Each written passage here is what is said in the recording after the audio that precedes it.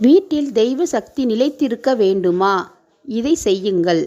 தெய்வ அம்சம் வீட்டில் நிறைந்திருக்க வீட்டிற்குள் எதிர்மறை சக்திகளான பில்லி, சூனியம், ஏவல், செய்வினை, ஆவி சேட்டைகள் நீங்கி தெய்வ சக்திகள் வீட்டில் குடியேற வெள்ளை பூசணிக்காய் 1, மஞ்சள் பூசணிக்காய் 1 வாங்கி மஞ்சள் குங்குமம் பொட்டு வைத்து கொள்ள வேண்டும்.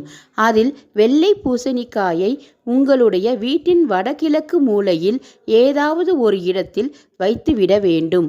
மஞ்சள் பூசணிக்காயை தென்மேற்கு மூலையில் ஏதாவது ஒரு இடத்தில் வைத்துவிட வேண்டும். அமாவாசை அன்று இந்த 2 காய்களையும் வாங்கி உங்கள் வீட்டில் வைக்கலாம் அல்லது ஞாயிற்றுக்கிழமை வாங்கி வைக்கலாம்.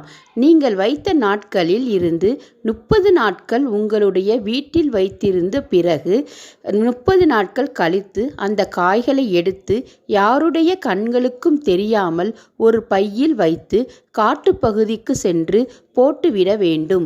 இவ்வாறு செய்வதன் மூலம் வீட்டில் இருக்கும் எதிர்மறை ஆற்றல் அனைத்தையுமே இந்த 2 காய்களும் ஈர்த்து கொள்ளும். உங்கள் வீடு கெட்ட சக்திகள், கெட்ட எண்ணங்கள் வெளியேறிய பிறகு நல்ல சக்திகள், இறை சக்திகள் வீட்டினுள் குடியேறும். சகல செல்வங்களும் நம் வீட்டில் செழிக்கும். ஓம் நம சிவாய.